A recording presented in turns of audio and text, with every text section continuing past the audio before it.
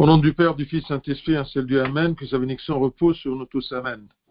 Alors, aujourd'hui, on va continuer la première épître de Saint-Pierre, chapitre 3, du verset 8 à 17. 1 Pierre, chapitre 3, verset 8 à 17.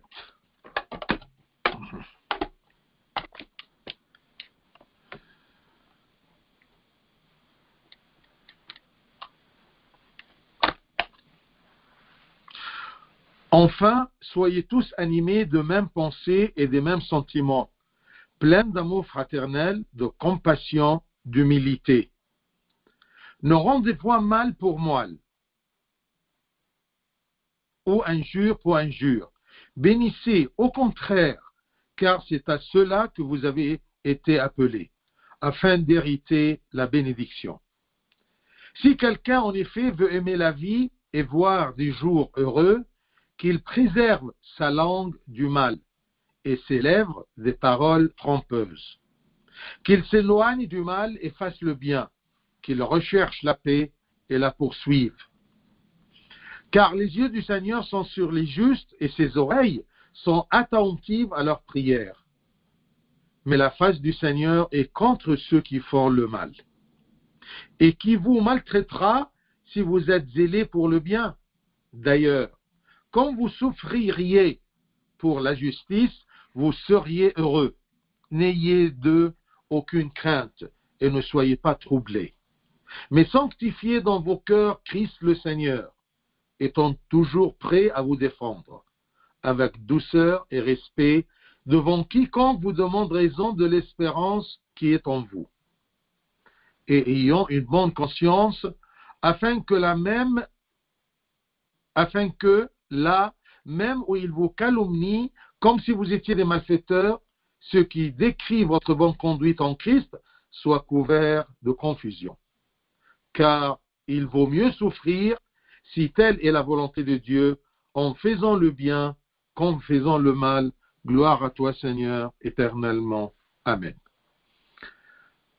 Alors, du verset 8 jusqu'à verset 17, Saint Pierre essaye de nous présenter des commandements pour la famille. Comment on agit en famille. Et bien sûr, ça ne concerne pas la famille, tout simplement, la petite famille, père, mère, frère, sœur. Non, mais tout simplement, on peut considérer aussi tout notre entourage comme une famille un peu plus grande. Alors, ce qui concerne la petite famille concerne aussi la grande famille, notre entourage, nos relations avec les gens. Alors, il commence, depuis le verset 8, enfin, soyez tous animés de même pensée. Attention, avant, si vous vous rappelez bien, au commencement du chapitre 3, il parlait aux mariés, l'époux et l'épouse. Maintenant, il parle à propos de tous les membres de la famille. Alors, tous les membres de la famille doivent exiger ce qui suit. Plusieurs points pour garder la paix et la stabilité de la famille. Alors, tous les membres de la famille doivent exiger ce qui suit. D'abord, l'unité. Soyez tous animés des mêmes pensées et des mêmes sentiments, pleins d'amour fraternel, de compassion, d'humilité. Alors, première chose, l'unité. Et cette unité de pensée dont il parle ne se produit jamais qu'à travers le dialogue entre les membres de la famille.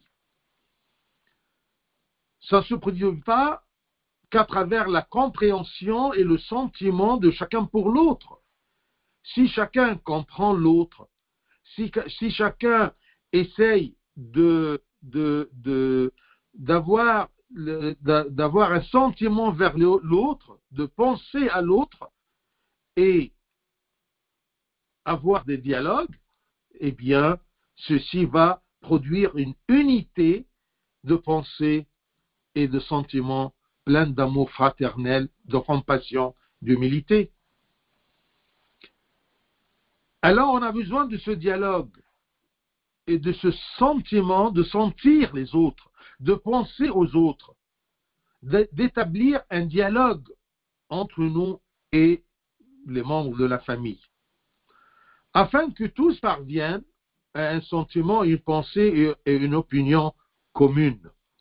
De cette manière, ils peuvent surmonter toutes les divisions et tous les conflits dans le sein d'une seule famille et avec ton entourage aussi.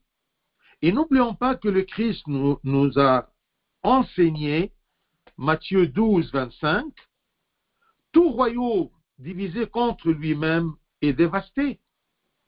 Et toute ville ou maison divisée contre elle-même ne peut subsister. Donc, s'il y a une famille divisée, il n'y a pas cette unité à l'intérieur, eh bien, elle sera dévastée, elle ne pourra jamais subsister. Le problème, ce n'est pas les conflits, le problème, ce n'est pas la division, le problème, c'est le manque et l'absence du dialogue, de penser chacun à l'autre, de se mettre à sa place, d'essayer d'avoir ce qu'on appelle ce sentiment vers les autres.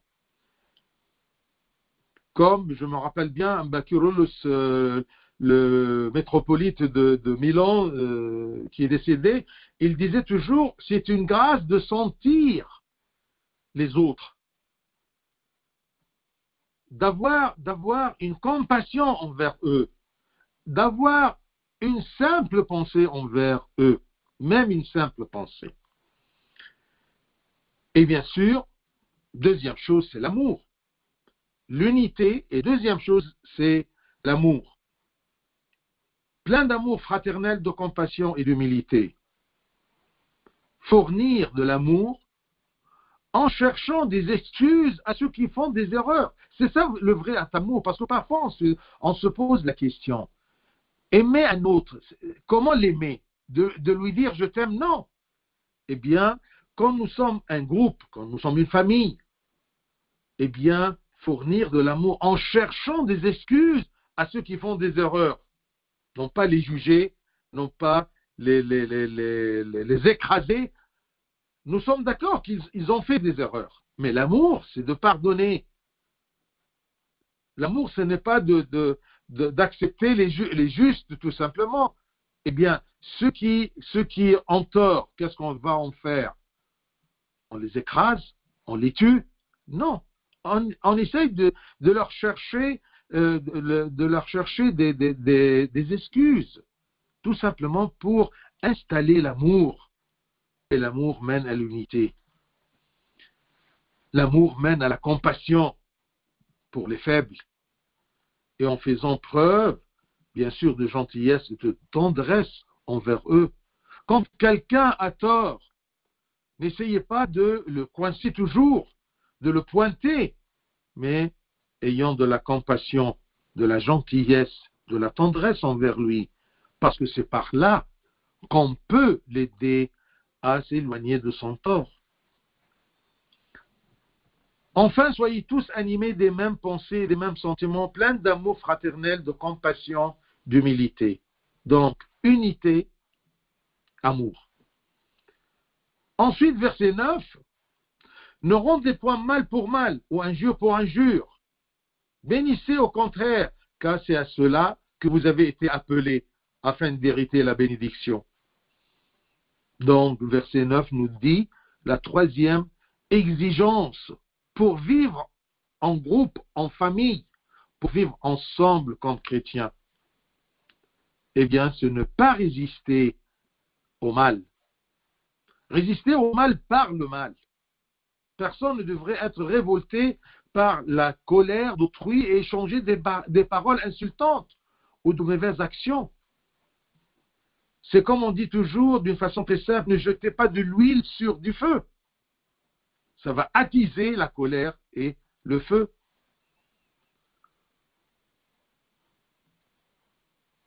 Ce n'est pas facile, surtout de recevoir la colère de l'autrui par un calme. Mais on a besoin de la grâce de Dieu et de l'amour de Dieu. Et aussi un effort de notre part d'aimer de sentir celui qui est en colère devant moi, mais il est en colère. Pourquoi? Peut-être c'est moi la raison de sa colère. Et s'il est faible, il n'a pas supporté quelque chose, il s'est rendu coléreux, eh bien, on ne résiste pas la colère par la colère. Personne ne devrait être révolté par la colère d'autrui. Et on ne doit pas insulter parce que nous étions insultés. Même le Christ l'a dit. On a dit à propos du Christ qu'il était insulté mais n'insultait pas. Alors qu'on imite notre Christ, le Seigneur. Et vous n'avez pas besoin de vous rappeler le verset de Saint Luc 6, 28. Le Christ nous demande, bénissez ceux qui vous maudissent. Priez pour ceux qui vous maltraitent. Parce que ceux qui me maltraitent, c'est une faiblesse de leur part.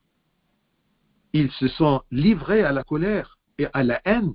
Alors je dois prier pour eux et pour moi. Ne croyez pas quand on nous demande de prier pour ceux qui vous maltraitent, c'est-à-dire que je suis plus fort et je suis plus pieux, d'accord? Alors je prie pour les autres. Quand vous priez pour les autres, mettez-vous avant les autres dans la prière. Si tu dis, par exemple, tu pries pour quelqu'un pour se calmer, eh bien, dis toujours, Seigneur, aide-moi à me calmer et calme-lui. Et calme-le. Ne pense pas toujours que tu pries aux autres et tu t'oublies toi-même parce que tu as besoin, comme l'autre, de la grâce de Dieu et de l'aide de Dieu. Bénissez ceux qui vous maudissent. Bénissez, c'est-à-dire ne haïssez pas, ne faites pas le mal, ne vous vengez pas. Bénissez qui vous maudissent. Priez pour ceux qui vous maltraitent. Bénissez, bien sûr, ce n'est pas dans le sens que vous allez le bénir comme la bénédiction sacerdotale d'Abouna ou de Sayyidna, non. D'accord? Bénissez ici, c'est-à-dire de l'accepter. D'accord? De ne pas faire une animosité entre toi et lui. Une barrière de haine entre toi et lui. Donc, unité, amour, ne pas résister, ne pas rendre le mal par le mal. Verset 10. Tout en avançant, vous allez voir que ce qu'on dit pour la famille, on peut la dire aussi pour ton entourage. Que ce soit dans ton travail, que ce soit dans le service à l'église, que ce soit entre tes amis, ton groupe d'amis, eh bien, on doit exiger ces choses-là. Verset 10, il nous parle à propos de notre langue, notre parole, notre langage. Il nous dit, si quelqu'un en effet veut aimer la vie et voir des jours heureux, qu'il préserve sa langue du mal et ses lèvres des paroles trompeuses. Les pères disent que on doit avoir la bonne expression, la bonne parole. Et là, je vous rappelle du psaume, parce que ici aussi, il note un peu le sens des psaumes quand il dit préserve sa langue du mal et ses lèvres des paroles trompeuses. Celui qui veut aimer la vie. Aimer la vie, c'est-à-dire qu'il vit une vie paisible et voir des jours heureux. Eh bien, ceci nous fait rappeler le psaume 34, versets 12 et 14, de 12 à 14. Psaume 34. Je cite, « Quel est l'homme qui aime la vie ?» C'est-à-dire qui veut aimer la vie et vivre une vie paisible, et qui aime aussi la vie dans le sens de la vie éternelle. Quel est l'homme qui aime la vie, qui désire la prolonger pour jouir du bonheur? Et il nous dit, ça sera qui cet homme-là? Celui qui préserve ta langue du mal. Si tu veux être un homme qui aime la vie et qui désire la prolonger pour jouir du bonheur, eh bien, préserve ta langue du mal et tes lèvres des paroles trompeuses. Éloigne-toi du mal et fais le bien. Recherche et poursuis la paix.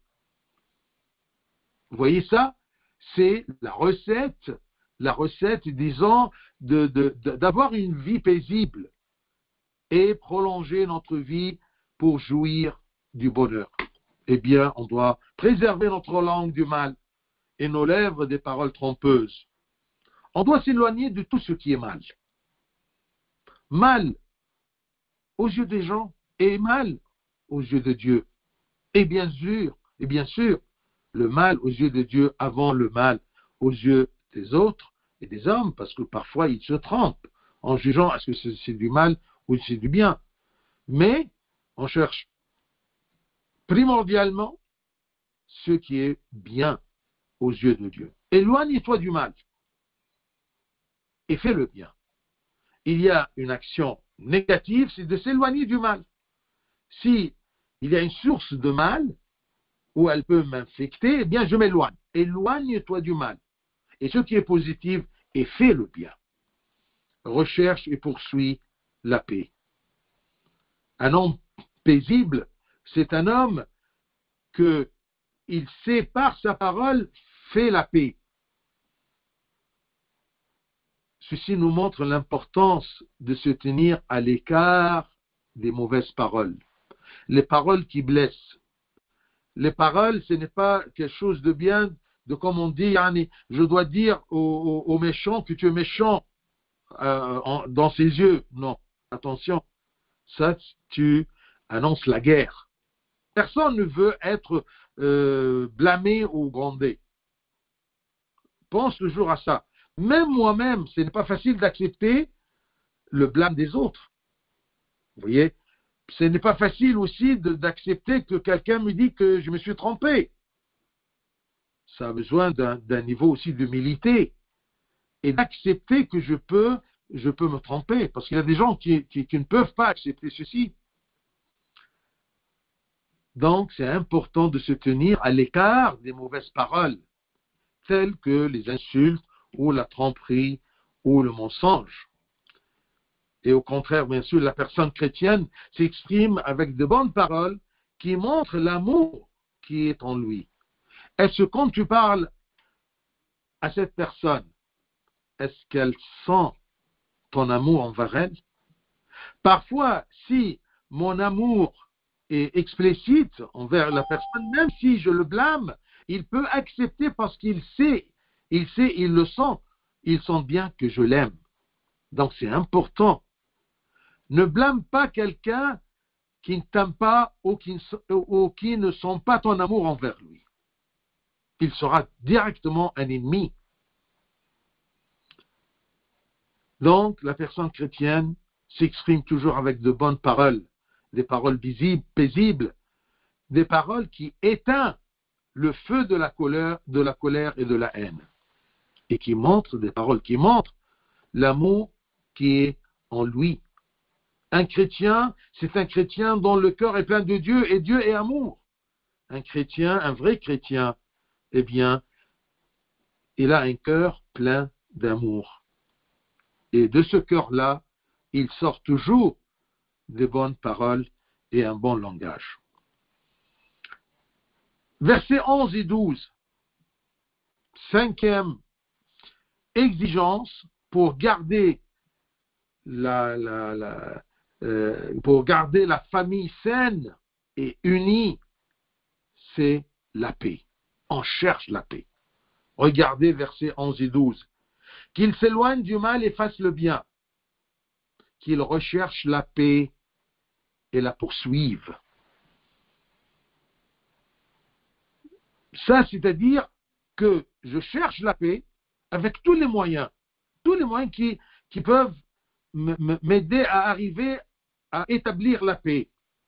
Et je la poursuis. Quand je trouve quelque chose, même si c'est difficile de le faire, mais qui aboutit à la paix, d'accord, eh bien, je cherche cette paix-là. Parce qu'à travers la paix, tu peux faire tout. Tu peux redresser beaucoup de choses.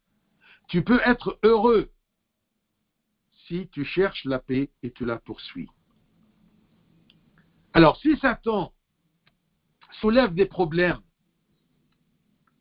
il faut arrêter Satan Il faut arrêter ces problèmes. Non seulement en s'abstenant de mauvaises paroles, mais aussi en faisant preuve d'amour et en faisant le bien envers les autres, afin que leur révolte s'apaise. Cherche à apaiser la colère de l'autre pour qu'il puisse écouter tes conseils, si tu en as. Si tu es apte à lui donner, mais au moins, évite de te faire des ennemis par la paix. Et la paix vient par l'amour et par la bonne expression, le bon langage. Ainsi, le chrétien cherche à faire la paix et pour cela, il se sacrifie à tout prix. Le prix de la paix est trop. Vous voyez? Parce que ça me demande une humilité que parfois je dois m'abaisser pour arriver à la paix. Et croyez-moi, on va voir un peu plus loin, c'est bon aux yeux de Dieu de se sacrifier pour la paix. Donc la personne doit s'efforcer de parcourir son chemin de toute son énergie vers la paix, pour la suivre, pour la maintenir. Et Dieu aidera cette personne qui cherche la paix et poursuit la paix. Il l'aidera en répondant à ses demandes et en le bénissant dans sa vie. Si tu es en querelle avec quelqu'un, prie pour toi et pour elle. Tout simplement que Dieu établisse une façon de paix entre toi et elle. Et si Dieu te révèle un sacrifice pour atteindre cette paix, fais-le. Tu seras honoré par Dieu. Tu seras béni de Dieu, parce que bienheureux les faiseurs de paix, qui cherchent la paix. Celui qui se sacrifie pour le bien et pour la paix n'est pas opprimé, mais se distingue par les bénédictions et la compagnie de Dieu. Dieu aime être en compagnie de ces faiseurs de paix, de ces gens paisibles qui cherchent à établir la paix entre les hommes. Quant à celui qui insiste sur le mal, eh bien, c'est comme s'il défie Dieu et mérite un châtiment divin. Dieu nous demande l'amour, nous demande la paix, et nous, eh bien non. Non. Ce n'est pas juste de chercher la paix avec cette personne. Non, essaye. Et toujours, je dis que n'importe quelle vertu est couronnée par la sagesse. Parce que parfois, si je dois gronder mon enfant dans la même famille, si je dois blâmer un fonctionnaire dans mon travail, d'accord?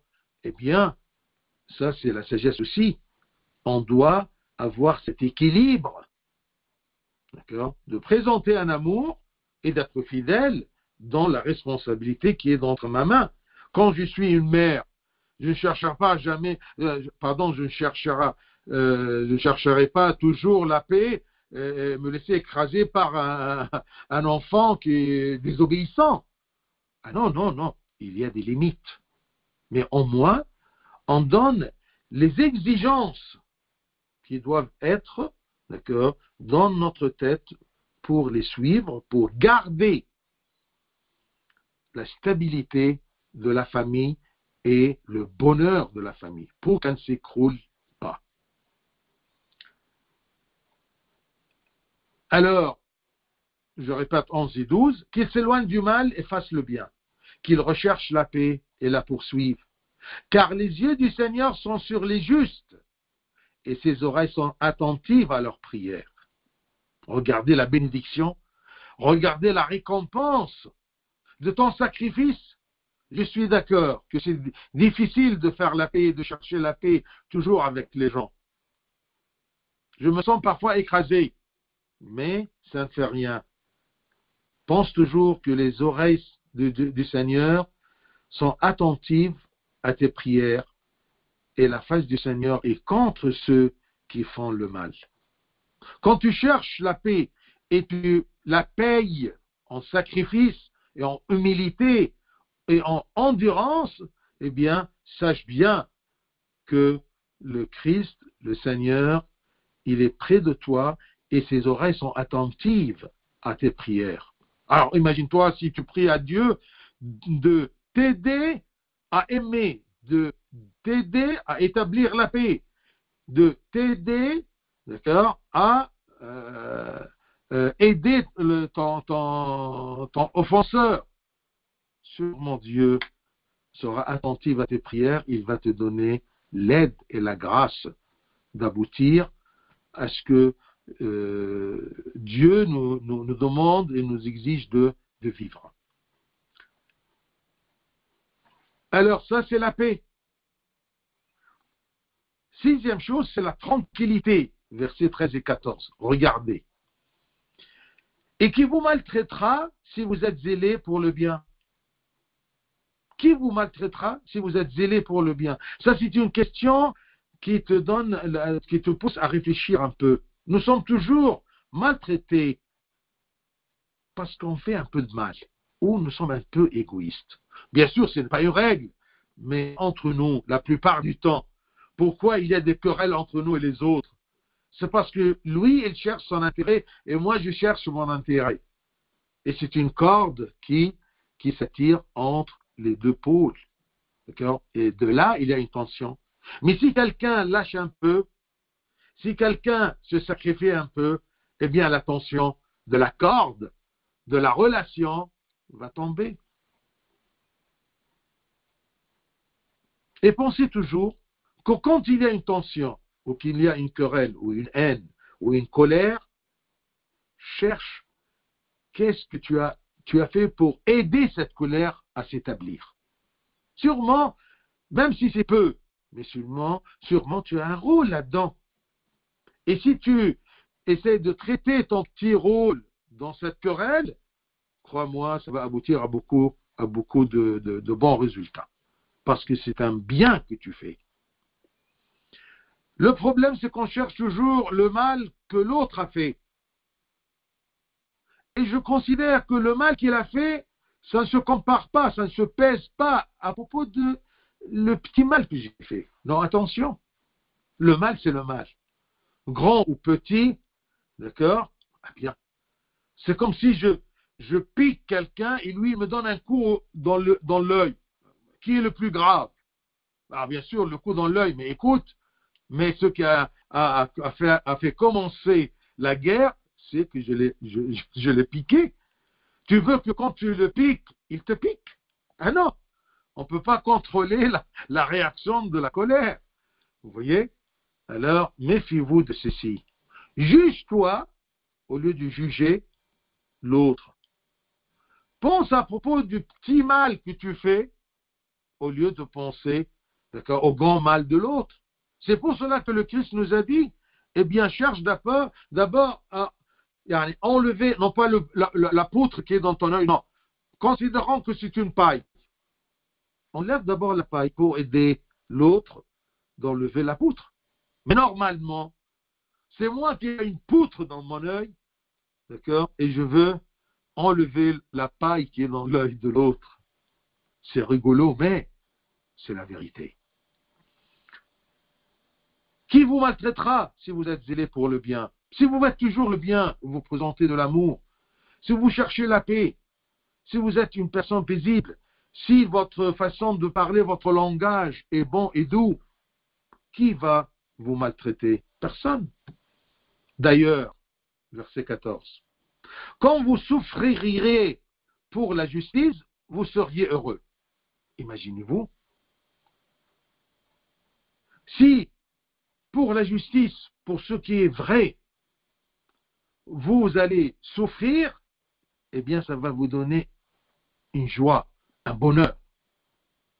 N'ayez d'eux aucune crainte, ne soyez pas troublés de ceux qui vont vous faire souffrir contre la justice. Alors, si vous souffrez pour la justice, pour la vérité qui est en vous, eh bien, soyez heureux.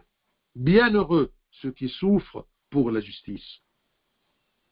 C'est la promesse de Dieu à ceux qui font le bien et cherchent la paix. Il leur accorde la paix intérieure. Sixième chose, c'est la tranquillité.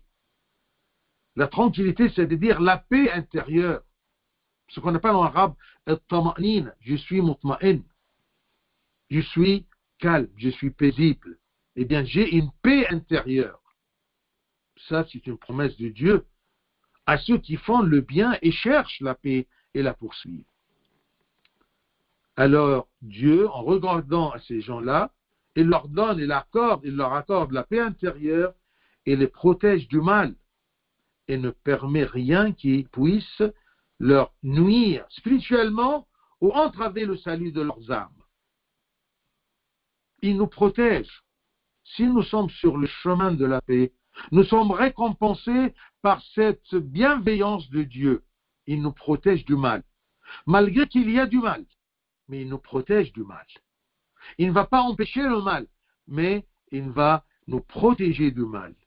Il ne permettra jamais, ne permettra rien qui puisse nuire à notre spiritualité, à notre sainteté, ou entraver le salut de notre âme. Ça vaut vraiment, si je reçois ces promesses et ce salaire, ça vaut que je sacrifie pour la paix et que je sois maltraité pour la justice. C'est pourquoi ils n'ont pas peur des gens. Les gens qui suivent la paix et l'amour, ils sont des gens paisibles, avec un bon langage, avec un sentiment de bien envers les autres, eh bien, n'ont pas peur des gens. Aussi cruels soient-ils, mais au contraire, Dieu les récompense pour leur tolérance à la douleur. Quand Dieu regarde que tu tolères la douleur et la souffrance et les abus des autres, eh bien, il te récompense par des bénédictions dans ta vie, sur terre et dans le royaume. C'est ça qui me donne l'envie de lutter contre l'injustice des autres et de lutter contre la colère et de lutter contre ma colère et ma haine contre les autres. Pourquoi tu penses toujours à la haine et la colère des autres et tu oublies ta haine et ta colère que tu justifies toujours? Non. Comme chrétien, on doit arriver à ce niveau d'aimer, de pardonner, d'aider, de prier, de bénir ceux qui maltraitent. Tranquillité. Cherchons la paix, la tranquillité, l'amour, l'unité, et ne pas rendre le mal par le mal. Ensuite, verset 15. Il va nous parler à propos de notre spiritualité, à propos de notre sainteté intérieure. Verset 15. Mais sanctifiez dans vos cœurs Christ le Seigneur. Est-ce que le Seigneur a une place dans mon cœur, dans ma vie? C'est lui qui va sanctifier ce temple-là, mon cœur. D'où il sort tout sur la bouche. Mais sanctifiez dans vos cœurs Christ le Seigneur. Sanctifier, c'est-à-dire réserver pour lui, sanctifier pour lui une place, un trône. Pas tout simplement une simple place, mais un trône. C'est un roi, c'est un Seigneur. Sanctifiez dans vos cœurs Christ le Seigneur, étant toujours prêt à vous défendre, avec douceur et respect, devant quiconque vous demande raison de l'espérance qui est en vous. Les gens doivent sentir qu'en vous, il y a une espérance. Ils doivent sentir qu'en nous, il y a le Christ. Ils doivent sentir que nous sommes temple pour le Christ et le Christ habite dans ce temple-là. On doit être toujours prêt à défendre entre guillemets, parfois ce qu'on croit que c'est une passivité. Non, c'est une force en nous d'être calme, de supporter, de bénir et d'aimer nos ennemis. Ça, c'est une force. Les gens ne vont pas comprendre ceci, mais ils vont nous poser la question, quelle est la cause de cette paix qui est en vous? Eh bien, soyez toujours prêts à vous défendre avec douceur et respect devant quiconque vous demande raison de l'espérance. Quelle est la raison de l'espérance qui est en vous? Parfois, il y a des gens qui sont surpris. Pourquoi vous me pardonnez? Pourquoi vous ne vous mettez pas en colère contre moi, malgré ma colère? Est-ce qu'on a des cas pareils? Est-ce que nous sommes connus comme hommes de paix, enfants de Dieu, chrétiens forts dans leur amour et dans leur pardon?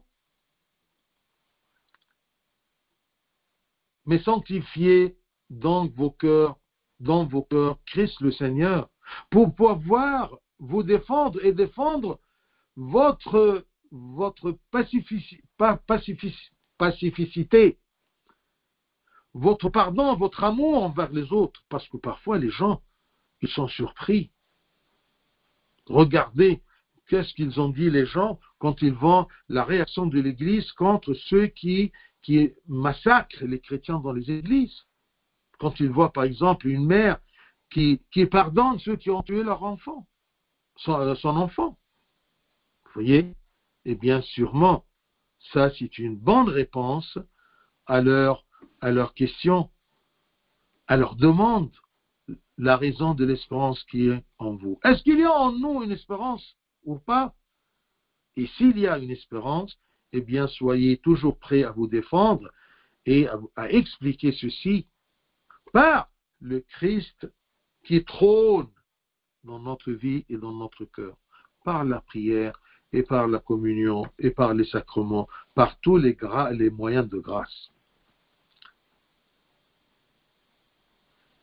Quand on traite les autres, ou on traite avec les autres, eh bien, notre foi et notre espérance pour l'éternité doit apparaître. On doit être prêt à défendre notre bon comportement chrétien, parce qu'on espère la vie éternelle. On espère d'être enfant de Dieu. Il y a un verset que notre patriarche, il aime beaucoup, le pape Tawadros, c'est le Proverbe 16, 7. Proverbe 16, 7. Il dit, quand l'Éternel approuve les voies d'un homme, c'est-à-dire la voie d'un homme est approuvée aux yeux de Dieu. Quand l'Éternel approuve les voies d'un homme, Dieu, dispose favorablement à son égard même ses ennemis. C'est-à-dire, il abaisse ses ennemis devant lui, parce que l'Éternel a approuvé les voies de cet homme-là. Quand on est sur la bonne voie approuvée par Dieu, eh bien Dieu dispose favorablement à notre égard tout, même nos ennemis. C'est une promesse de Dieu. Et c'est ça qui m'encourage à aimer et pardonner. À dire que rien ne vaut de perdre le favorisme de Dieu envers moi, si j'ose dire ça. Quand l'Éternel approuve les voies d'un homme, il dispose favorablement à son égard même ses ennemis. Pourquoi un Batawadros, il dit ceci? Parce que parfois, eh bien, il y a quelqu'un qui vient et qui se plaint de la haine d'un autre. Eh bien, il lui dit toujours, quand l'Éternel approuve les voies d'un homme, il dispose favorablement à son égard même ses ennemis. C'est-à-dire qu'il dit à cette personne, eh bien, attention à tes voies, attention à ton comportement, attention à ton cœur, attention à tes paroles, attention à ta réaction envers les autres et ton comportement envers la colère et les fautes des autres. 8e chose, c'est la pureté du cœur. Eh bien, versets 16 et 17 pour terminer. Ayons une bonne conscience, afin que la même où il vous calomnie comme si vous étiez des malfaiteurs, ceux qui décrivent votre bonne conduite en Christ soient couverts de confusion. S'il y a des gens qui veulent vous montrer dans une mauvaise image devant les autres, eh bien, soyez avec une bonne conscience. Soyez sûr que vous faites le bien. Soyez sûr que vous êtes sur la bonne voie du Seigneur. Eh bien, ne craignez pas ces malfaiteurs, ceux qui décrivent votre bonne conduite en Christ. Et ils disent, et ils vous calomnient comme si vous étiez des malfaiteurs, comme si vous étiez passifs, comme si vous étiez lâches. Eh bien non. Ayons une bonne conscience et tout ça, ça ne compte pas. Car il vaut mieux souffrir si telle est la volonté de Dieu en faisant le bien qu'en faisant le mal. Dans ce verset, il y a un message très important. C'est que telle est la volonté de Dieu. Il vaut mieux souffrir si telle est la volonté de Dieu, et elle est toujours la volonté de Dieu quand tu souffres, quand tu fais le bien. Mais si en faisant le mal tu souffres, eh bien, ce n'est pas la volonté de Dieu, c'est la conséquence de tes bêtises. Car il vaut mieux souffrir, si telle est la volonté de Dieu, en faisant le bien qu'en faisant le mal. Alors si je fais le mal et je souffre, malgré le bien que je le fais, sache bien que ça c'est la volonté de Dieu. Donc prêtez attention à la pureté du cœur, à la bonne conscience, à la bonté de l'intention intérieure, afin que vos bonnes œuvres soient liées à un cœur pur. Et par conséquent, les méchants sont déshonorés devant Dieu à cause de leur méchanceté et leur mauvais traitement à votre égard, tant que vous êtes innocents, tant que vous êtes dans la voie de la justice. Et votre tolérance pour l'injustice devient grande aux yeux de Dieu et vous serez récompensés. Donc, n'oublie pas que quand tu es jugé injustement par des malfaiteurs, sache que Dieu est là. Et s'il a permis ceci, c'est pour ton bien, n'aie pas peur. Car celui qui souffre pour ses erreurs, que ce soit clair, je répète ceci, celui qui souffre pour ses erreurs accepte le résultat naturel de ses actes personnels. Quant à celui qui tolère les abus ayant la conscience bonne et ses actions sont bonnes, il recevra la récompense divine. Car c'est Dieu qui a permis ces abus afin de récompenser ses enfants de bénédictions inexprimables. Ça suffit qu'il me promet que ses oreilles seront proches pour entendre et écouter mes prières et les exaucer. Ayez confiance que votre endurance à la douleur à cause de votre demande de paix est le comportement des enfants de Dieu. Et c'est grand aux yeux de Dieu. Et soyez sûr que les bénédictions qui vous attendent grâce à votre endurance sont très nombreuses. En effet, vous êtes plus grand que ceux qui vous font du tort. Vous êtes plus fort que ceux qui vous font du tort. Ne vous laissez pas ébranler, même si les méchants font douter les autres de vous. Ils vous présentent comme dans une mauvaise image devant les autres. Ne vous laissez pas ébranler par ça, mais ayez de la compassion pour votre offenseur et priez pour lui. Ça, c'est grand aux yeux du Seigneur. Parce que Dieu, il peut se venger des gens. D'accord? Il peut faire tout. Mais pourquoi il permet?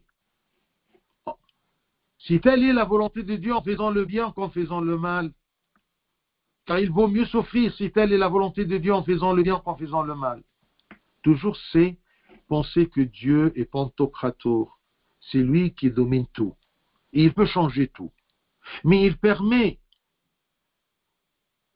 qu'on souffre, d'accord, tout simplement pour nous couronner. Ça, c'est l'économie de Dieu. Ça, c'est l'examen de Dieu. On purifie l'or avec du feu, pas avec de l'eau. On ne purifie pas l'or avec de l'eau. Nous sommes l'or appartenant à Dieu et il nous purifie par la souffrance et la douleur. Mais il nous protège toujours, que rien ne touche à notre salut et notre spiritualité. Gloire à lui éternellement. Amen.